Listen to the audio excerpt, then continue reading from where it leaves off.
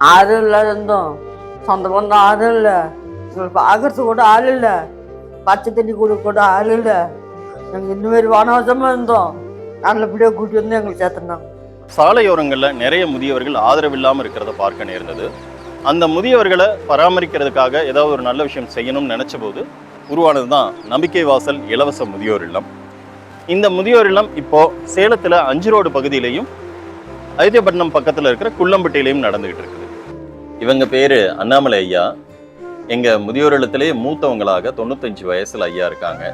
எங்கள் அத்தனை பேரையும் ஆசீர்வதிக்கிற மூத்தவங்க. நம்முடைய இல்லத்தில் தாய் மகன் 2 பேருமே தங்கியிருக்காங்க. இவங்க பேர் நூர் காத்தூன். இவங்களுடைய உடல் நலிவால் இவங்களால் நடந்து போக முடியாது, தவழ்ந்து தான் போகக்கூடியவங்க. அவங்க பேர் ஃபஜ்ஜல் அகமது அப்படின்னு சொல்லிட்டு இவங்களுடைய மகன். அவருக்கு பார்வை இல்லாத குறை. 2 பேருக்கும் உறவுகள் அதிகமாக இல்லாததால் நம்மளுடைய இல்லத்தில் தங்கி பயனாளிகளாக இருக்காங்க. இந்த தம்பதியர் பேர் மாதம்மா ஆறுமுகம் ஐயா.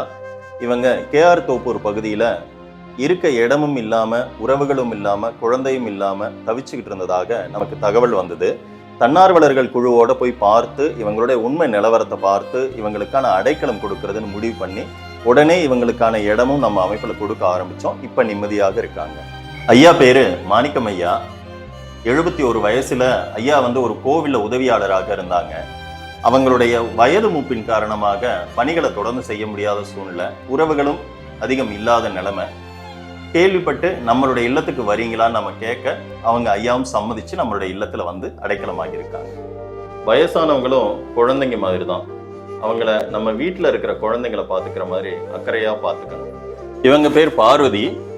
எங்க நம்பிக்கை வாசல் முதியோர் இல்லத்தினுடைய சமையலுக்காரராகவும் கேரக்டேக்கராகவும் செயல்பட்டுக்கிட்டு இருக்காங்க.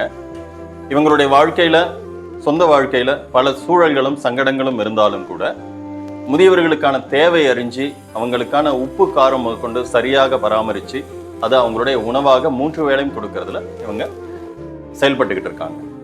இந்த இல்லத்தில் இருக்கிற பலருக்கும் பல்வேறு பிரச்சனைகள் இருக்கிறத நீங்கள் பார்த்துருக்கலாம். இந்த வீடியோவோட நீளம் கருதி பலரையும் இன்னும் வெளிப்படுத்தாமலும் நாங்கள் இருக்கோம். எங்கள் இலவச முதியோர் இல்லத்துக்கான பல்வேறு சவால்களை நாங்கள் சந்திக்கிறோம். அதில் முக்கியமானது மளிகை பொருட்களுடைய தேவை.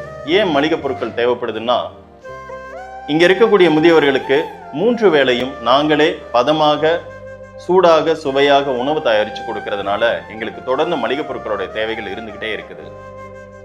ஆனால் எந்த ஒரு முதியவரும் இரவு படுக்கைக்கு போகும்போது பட்டினியோட போகக்கூடாது அப்படிங்கிறது மட்டும் ரொம்ப கவனமாக எடுத்துக்கிட்டு நானும் எங்களுடைய குழுவினரும் பாடுபட்டுக்கிட்டு இருக்கிறோம். இந்த வீடியோ பார்க்குற நல்ல உள்ளங்கள் எங்களுடைய இலவச முதியோர் இல்லத்துக்கு மளிகை பொருட்கள் வாங்கி தந்து உதவி பண்ணலாம். அல்லது அவங்களுடைய குடும்பத்தினுடைய சிறப்பான நாட்களில் எங்கள் முதியவர்களுக்கு ஒரு நாள் உணவு தந்து அவங்கள தத்தெடுத்து ஆதரிக்கலாம்னு கேட்டுக்கிறோம். இங்கே நல்லா இருக்குங்க. இங்கே எந்த பிரச்சனையும் இல்லை, நல்லா பார்த்துக்கிறாங்க. எங்களுக்கு எந்த தேவையும் இல்லாத அளவுக்கு பார்த்துக்கிறாங்க. எங்களுக்கு மனநிறைவாக இருக்குங்க. எந்த பிரச்சனையும் இல்லாமல் இருக்குங்க. நல்லா இருக்கும். ரொம்ப ரொம்ப நல்லா இருக்கும்.